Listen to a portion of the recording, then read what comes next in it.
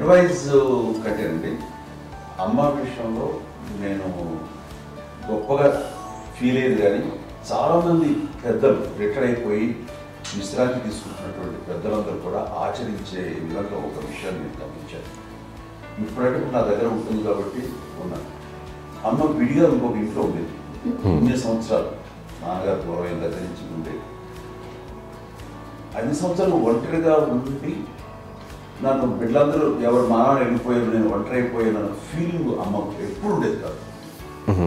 తర్వాత బిడ్డలు ఆయా వాళ్ళ టైం బట్టి వచ్చి చూసుకుంటే సరిపోతుంది. అది వారమా, నెలక, 2 నెలక, అసలు ఒకసారి రాలేని పరిస్థితిలో ఉంటుంది. 5-6 నెలల పాటు ఇదే ఊళ్ళో ఉండి పక్క వీధుల్లో ఉండి ఎవరి పనులు వాళ్ళు బిజీగా ఉండి, ఎవరి షూటింగ్ వాళ్ళు బిజీగా ఉండి, ఎవరి ప్రొఫెషన్లో వాళ్ళు బిజీగా ఉండి, ఎవరి ప్రొఫెషన్లో వాళ్ళు బిజీగా ఉండి, తన సంసారం తను బిజీగా ఉంటాను. ఒకసారి అమ్మ ఏమి ఫీల్ అయ్యేది కదా, ఏంటమ్మా రావట్లేదు, అసలు పట్టించుకోవట్లేదు ఏంటి అంటే అంతేలేమ్మా అని ఇలాంటి నిరసన మాటలు కానీ, ఈసరింపు మాటలు కానీ, లేకపోతే న్యూనతాభావం కానీ ఇలాంటివి ఎప్పుడు అమ్మకు లేవండి. వచ్చారు అబ్బాయి ఏం చేసి పెట్టడా చెప్పండి అంటూ చాలా పాజిటివ్ ఉంది. ఇప్పటికీ కూడా తను సపరేట్ ఇచ్చిన పాయింట్ ఎంతో ఉంటుంది వేరే ఇచ్చిన. ఎందుకంటే అమ్మకి మోస్ట్ స్ట్రెస్ బస్టర్ వచ్చేసినా లేకపోతే రిలీఫ్ ఏంటంటే తన కిచెన్లో కూర్చొని వండి అందరికి పెట్టాం.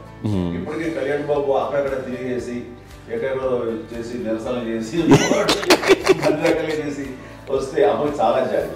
ఆడేదో ఇంక మేము గుడ్లా కష్టపడుతున్నాం కానీ ఆడి ఎంతలో వెళ్ళేదో మీ టీవీలో వాటిలో అది ఎక్కువగా చూపించేసరికి వాడే కష్టపడతారు, మేము కష్టపడలేదు ఫీల్ అమ్మకి. అందులో వాడు రాగానే ఎలా వచ్చేసావా అని అమ్మ ఎక్కడ కళ్యాణ్ బాబు అంటే ముందు అమ్మను కానీ ఎక్కడ కళ్యాణ్ బాబు తను ఎక్కడ ఉంటాడో ఏ ఉంటాడో తెలుసు.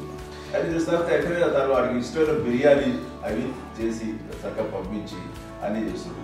అట్లాగా బిడ్డలకి పెట్టడమే తప్ప బిడ్డల నుంచి ఈ వయసులో ఎక్స్పెక్ట్ చేయడం లేకపోగా కొంచెం పట్టించుకోవట్లేదు అనే ఒక న్యూనత భావంలోకి వెళ్ళిపోయి సైకలాజికల్ డిప్రెస్ అయ్యే మదర్ మాత్రం కాదు. ఆ రకంగా మాకందరికీ భరోసా. మేము కూడా పెద్ద అయినా బిడ్డలు వాళ్ళ ప్రవృత్తి ఉద్యోగరీత్యాల వాళ్ళ వృత్తిరీత్యా వాళ్ళు దూరం అయిపోయి మనల్ని చాలా కమ్యూనికేషన్ గ్యాప్ వచ్చినా సరే బిడ్డలు నాకు దూరం అయిపోయి పట్టించుకోవట్లేదు. ఇలాగే చూసావా వెళ్ళి ఎంత ఇదిగా వదిలేయేవాళ్ళు గురించి ఇప్పుడు ఏమైపోయానో అని ఇంత కించెం బాధపడలేదు వాళ్ళకి అంటూ నెగిటివ్ సైడ్ ఆలోచించే విధానం లేనే లేదు. అది మా అందరికి ఎంత కంఫర్టబుల్ అంటే అంత ఎంత కాదు. ఎందుకోకపోతే మాధవ చూసుకుని మాధవ లేకపోతే నాగబాబు వెళ్తుంటాడు కడియడం వల్ల మా విజయ్ చూసుకుంటున్నది సరే నాకు కళ్యాణ్ బాబు తను చూసుకుంటుంటాడు. ఇట్లా ఎవరో కూడా వెళ్తూ ఉంటాం. అమ్మ మాత్రం అది వెరీ గుడ్ హెల్దీ.